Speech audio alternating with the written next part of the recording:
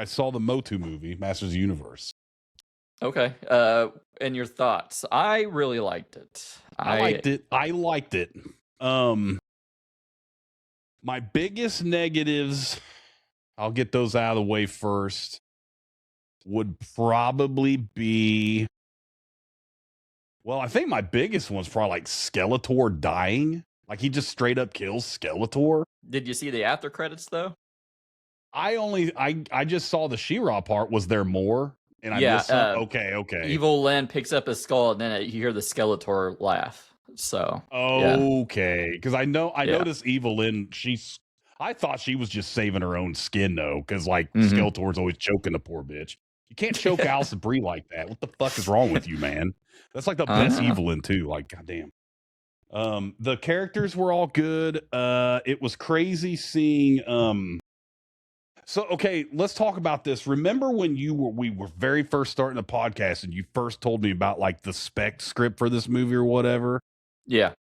And the way that Spec script was being described, it was more, he was not from Eternia. Am I wrong about, like, he was just some mook that became or it was the Spec script was similar to that, but it was way more rooted in, he was just a random human and this was all make-believe or something, right? Am I making that up? I mean, it was just kind of like a log line where they didn't really go into like, oh, he's actually from Eternia, he gets shot here, and then he actually remembers Eternia from his childhood. Yes. So, yeah. That I really liked. The whole, here's one other thing I didn't like. Like, you know how he has names for everybody, right? And they're all giving him shit. Nobody tells me their real name except for fucking Man-at-Arms, Duncan.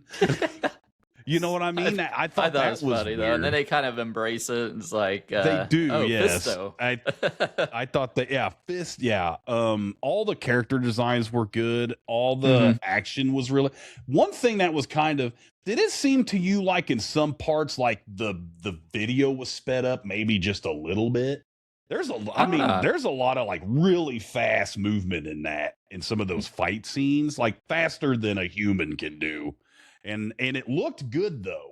That was what I was saying. Like, fuck that last fight where him and Skeletor finally fight. It's like very fast, but not like, does that make it? It's like they sped it up, but not enough to notice that they sped it up. It's hard. It's not like where they do it in like a movie from Japan or like a karate movie or something. It was like, I don't know how to describe it. It seemed a little faster. I thought that was cool. The story I thought was fine. I actually thought all of that was really good. I hated not getting to see much Battle Cat or Orko, though. We only see one little scene with Orko at the very end of the movie. That kind of stuff. I get it, but you couldn't have had him in there. I mean, you fucking had Moss Man just to die for fuck's sake. You couldn't, like, put Orko in there or something. I don't know. Roboto was cool because that was like Kristen Wiig. Like they made Roboto a woman. I thought that was cool. Beastman was awesome. I liked how Beastman looked. I thought they really did that good. Like I said, all the character designs looked very good, very authentic to what they could. Because you got to remember, Wes. What's up? I know. That's why I was really impressed with. Like, it didn't take itself too seriously. They pretty much brought the toys to life on screen. Like what's his name? I'm about to say Lockjaw, but it's not Lockjaw. Trapjaw. Trapjaw. Yeah, he fucking looked awesome. Oh yeah. And did you notice they included the big haired Hook? Yes. Yes, I did fucking notice that. I thought that was funny. I thought I saw like Blade in there too, maybe in the back. I need to go back through it and pause a bunch of times because there's a lot of shit I know I probably missed just like looking through and stuff. What really saddens me, dude, is like they set it up for a sequel, but I don't think we're gonna get one because it didn't make any fucking money in the box office. It was so good though. God, it was a good movie, I thought. Yeah, it's a shame because, I mean, it's just for such a niche generation, like a short-lived generation. But what I'm hoping is that, it's from Amazon, so they got deep pockets. If they want to keep going with this, if it has like it says it's #1 on Amazon now. If it gets really good sales on like physical, or they get like a lot of views, I could see them like, hey, we could probably, if we have an installed base of an audience who likes this now, maybe we can get away with the sequel. But Yeah. maybe Jeff Bezos just hard on Super He-Man, and That would it's be like this is going to have to happen because they probably want their own franchise if they can kind of get it to that. But yeah, I was just really impressed. I think it could work. I mean, because that's always been the conundrum. That's always been the thing, is like all this stuff is it's just a glorified toy commercial and shit. But I think this is the best. This was the best way to connect every single person who knew He-Man, and also this would be something I'd want to show my grandson. I think he'd fucking love it. He'd probably be like, "Whoa, is there toys for this?" And be like, "Oh, grandson, are there toys for this? Let me show you some 40-year-old toys I have from this toy." You know what I mean? Like this would be that. They didn't do one trope that a lot of movies and shit fall is like, we got to make it dark, we got to make it grim, it's adult, and it's not. Like fucking Man-at-Arms armor's dingy, but it's still very shiny. Like his armor looks good. There's a lot of color, even when like when they first get back to Eternia, and like the forest is all crazy colors and shit. It looked really good, and it wasn't. Sorceress, she looked fucking awesome. I'm not talking about, I always forget that, Morena Baccarin, that's her name, right? Yeah. She did good, but just her design looked good. It's like a white robe, and it just barely has a little bit of the red and orange on there.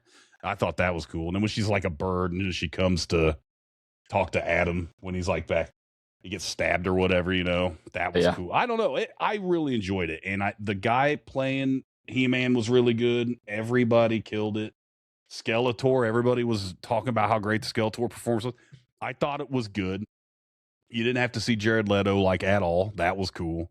Doesn't even sound like him really, so that was cool. But he still did. That's what I need. I just need, be a good actor. Don't be Jared Leto. Just be a good actor. Do good with what you got. Do that. And I think he did great. And that fucking design, he looked so good. Just that, like, because that makes me hate the 1987 Skeletor makeup even more. I liked Frank Langella's performance, or Langella, I don't know how you pronounce it, but he did good. But that, I didn't really gel too much with that makeup. They did the best they could do at the time, because you got to have a skull that talks. How the fuck do you do that without CGI? They made it work with this though. Like it was really, and in the eyes, his fucking eyes, where it's just literally the glowing red dots, it's like, and there's like shine, lens flare and shit on it. And that was really fucking awesome. I loved how like homoerotic Skeletor was towards He-Man. He's like, oh, that sword swinging between your luscious thighs. Yeah, and I'm like, you could pretend to be the hero with your giant muscles, that big long sword dangling between your glorious thighs. There's a lot of kind of adult shit in this. Yeah, and people dying too. That was nuts. Like fucking, he kills Moss Man, and fucking what's his name dies. Some of the bad guys die. It's like, it's pretty nuts. So, but man, the homoeroticism of Skeletor. Think about it. It's kind of how I have to. It's pretty homoerotic to hate somebody so much that and then you want his big sword. You know what I mean? Like, I got to get He-Man's big sword. It's, of course, and the motherfucker's name is He-Man. I mean, like, come on. Oh yeah.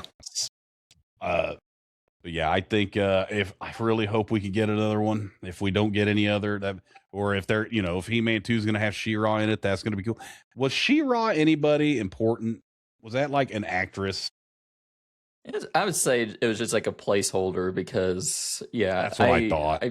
Her Instagram popped up on my thing. I never really noticed her in anything, so it's like, okay, yeah, I don't, yeah, so okay, well, cool, fucking. If we get that, fine, maybe fine. Well, okay, so then they're making a Danny McBride's making a G.I. Joe movie. I'm kind of interested in that. Yeah, I mean, if it's like the same quality, like I'm not really like a G.I. Joe person. I never really was, but Yeah, I would check it out if he's trying to get, who was he trying to get for that? Live action G.I. Joe, if it was just like the fucking cartoon made by a bunch of people like us, which is Danny McBride, would be a fucking good movie.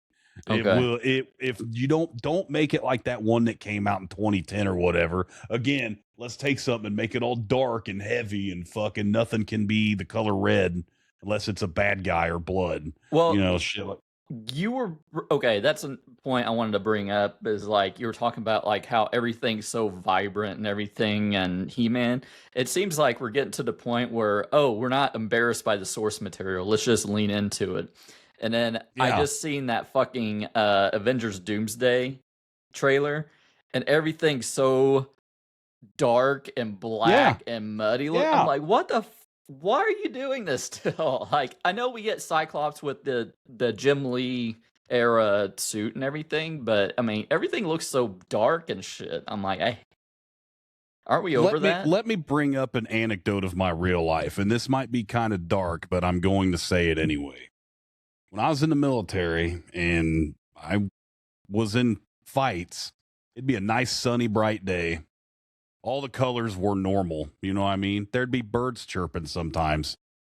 That, you know what I mean? Life, bad things can happen in a normal, like, that's what I really hate about movies is like, you can show me depressing shit in the sunshine. You can show me depressing shit with no dirt involved. You know what I mean? Like, you don't have to key my feelings up for me before I see some crazy shit. You know what I mean? That's why. Yeah. I think shows like Breaking Bad and things like that, because those shows were not dark. They were just orange tinted sometimes if they were in Mexico or whatever. You know what I mean? But like you'd have heavy shit happening in shows like that and it would be pretty normal. You know what I mean? Does that make sense? Like that's what I hate is like they're trying to lead your emotions for you. Oh, look how depressing everything is. No, make me think everything's all right and then fucking pull the blanket out from under me. You know what I mean? Instead of, well, I already know this is going to suck, or I already know everything's going bad here. It looks like 70s New York City, so nothing's working right. Or, I don't like that. But Well, I don't give a fuck about Avengers anyway. It's just probably going to suck dick. Here's the rumored casting of who he's trying to get. Bradley Cooper as Duke. Chris Hemsworth was supposed to play Duke, but I think Bradley Cooper would be a better Hawk, but that makes sense. Like General Hawk. Okay, so Bradley Cooper as Duke. It was supposed to be Chris Hemsworth, and then he's trying to get Chris Pratt, but Walton Goggins. Would Walton Goggins be Cobra Commander? You think? That's who I would make Cobra Commander, but you're gonna have to take that fucking Nolan's accent out of him. Yeah. Because he can't be sounding like a fucking barman, you know what I'm saying? He can't sound like that, you know? That won't work. But I mean, wait, who was Chris Pratt playing? It didn't say. It just like he's trying to get. It didn't say who Chris Pratt and Walton Goggins were supposed to be playing. It just said major roles, which I don't give a fuck about Chris Pratt anymore. I don't either. But what I mean is like one thing you're gonna run into, and that's kind of what Masters of the Universe did, right? They picked several characters. You're gonna see these guys. You're going to see some of the other ones. They're going to be in the background so that you know they're there, and you're not going to see every single person from the universe. If they make a G.I. Joe movie like that, it'll be good. Because like the cartoons, would focus. There'd be the same like 3 or 4 Joes, but then there'd be some other ones because they'd have to sell toys, right? So you got to have an episode with Chuckles in there. You got to have an episode with Dial Tone in there. In a movie, though, you're going to have to pick 5 or 6 main players from each side. And then relegate everyone else to back, there's barbecue back there, but he won't have any speed. You know what I mean? Because there's fucking 300 G.I. Joes and 450 different Cobras, probably. So you'll get mired. There'll be too much. It'll be too much. You can't have that. You can't have unless you're not gonna make a fucking 3-hour G.I. Joe movie. That shit's not happening. So a star-studded Avengers cast ain't gonna work in a G.I. Joe movie. because it ain't Yeah. gonna make enough money to justify the fucking salaries. So, and I mean, fucking Bradley Cooper might finally get the Oscar for being in a G.I. Joe movie. So Yeah, there you he go. can stop doing these stupid vanity projects and shit. I'm sure it'll be better than the G.I. Joe movie when they have like the suits that make them run fast and shit. Did you ever watch that one?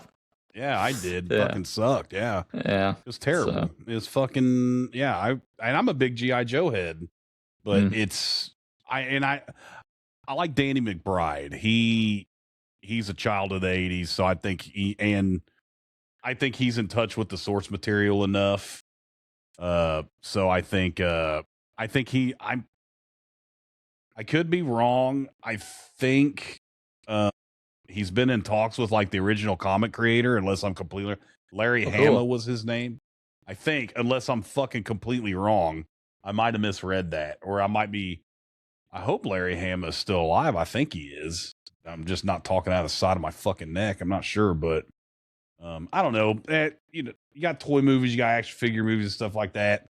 They're every 10 years they're going to try to bring some other properties back. I'm happy that it worked for He-Man, as far as I think most people that watched it liked it. I also watched a very fucking interesting video by Heavy Spoilers talking about how nobody understands how fucking Rotten Tomatoes works. I think that you should watch that. I know you know how it works, but like that was a good video. I think more people should watch shit like that. Yeah, well, I mean, it's so binary. It's like it's a negative review or a positive review. A better like metric is Metacritic. Like they actually take the score and it's more precise of what people. Well, I've heard Metacritic has a lot of bot issues though. Oh, does it? That's what I've heard. Again, well, I don't do research on this shit. But it might be the user interface. They separate the user one from like the actual critics. So. Oh, okay. Yeah. Okay. But yeah, I mean, fuck, who knows? But other than that, like, I don't even know what other. I don't think they're trying to make any other toy franchise movies right now. I think they're going to start amping back up for the whole Avengers bullshit. Goddamn, it's like sucking the life. I've never watched any of these fucking things, and every time all these Comic-Con videos come out and shit, and it's just the most excited I got was Kelsey Grammer was up there, so that means we're gonna get Kelsey Grammer Beast. For real, Kelsey Grammer, yeah, fucking sweet, Kelsey Grammer Beast. Now go in the Street Fighter movie. Yeah. Oh yeah. Oh fuck, I forgot that hasn't even come out yet.